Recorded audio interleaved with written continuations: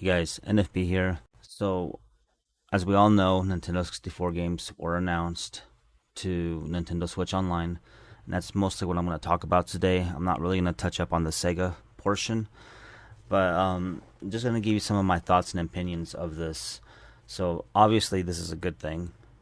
Uh, One thing that must be known about Nintendo 64 games is that they are difficult to emulate.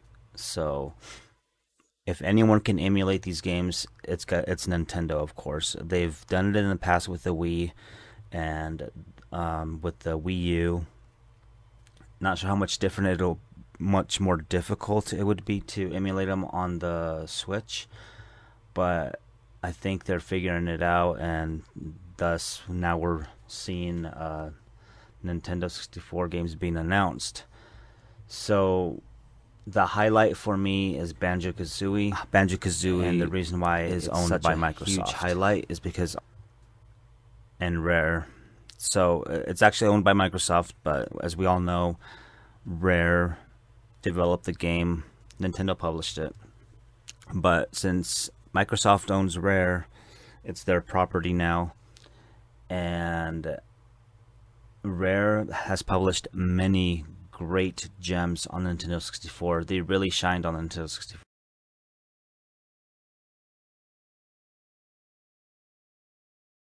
I mean, they were responsible for games like Banjo-Kazooie, like we just said, Donkey Kong Country, GoldenEye 007, Battletoads, Perfect Dark, Conker's Bad Fur Days, Jet Force Gemini. I mean, the list goes on. And a lot of these games, minus Battletoads and Donkey Kong Country, and these were Nintendo 64 gems. So that's why when I see Banjo-Kazooie on here, it kind of brings me hopes that maybe we'll see Perfect Dark, maybe we'll see GoldenEye. And honestly, I think we have more of a chance of seeing Perfect Dark than GoldenEye, because GoldenEye has a lot of licensing issues that could fall in play. So, with what I mean by that is, like, it's a movie franchise, and even if they were to somehow get the game over, they would still have to learn how to get it to run, of course, which I'm confident Nintendo could do it if anybody. So another thing I'm hearing is that the PAL versions, the version that will be in Europe, in the UK, they're gonna run at 50 hertz. So what do you guys think about that? Those of you that are in that area, would you rather have the 60 hertz version, like the ones we're getting here in the U.S., or does it even matter to you guys? And what that means is just the how fast the game runs. Back in the 90s, televisions in that area they ran at 50 hertz, while over here in the U.S. they ran at 60 hertz. So more or less, it's the refresh rate of the screen itself. So it's like, think of it as frames per second. So it's like your TV refreshes at 50 frames per second per se. And so now televisions are more or less the same. You either have a 60 hertz or you have 120 hertz. So let me know in the comments if that is of a big concern to you guys. But I think that's everything I wanted to talk about today. Wait, we got the controllers. Yes, we got to talk about the controllers. So before I talk about the controllers, I actually want to talk about the online service itself. I think Nintendo should have just kept Nintendo 64 games within the planets already available to us.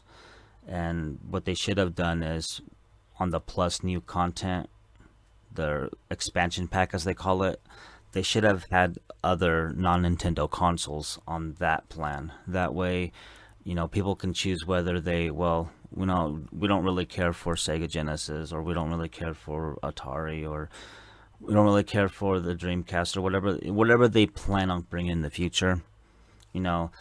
Just kind of separate it from Nintendo. I think Nintendo 64 GameCube, or whatever they want to bring in the future. Anything that's Nintendo should stay with its plan, its current plan, and it's just an incentive for people to sign up for it, anyways.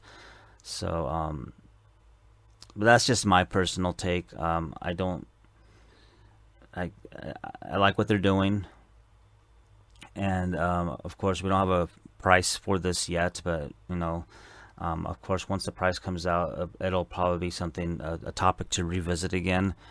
But now talking about the controllers, just keep in mind that these controllers, I think, will sell out. They're gonna sell out fast. So keep in mind that you got to have an online membership to buy these controllers.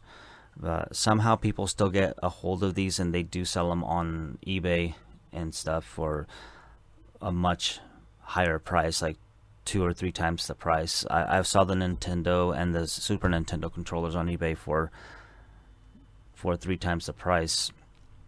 So just be aware of that. That will happen again. I'm looking forward to getting both of them. As you know, I already did a video for the Super Nintendo controller. I believe I started working on the NES one. I don't think I posted that one yet. Sometimes I lose track of what I have posted or haven't.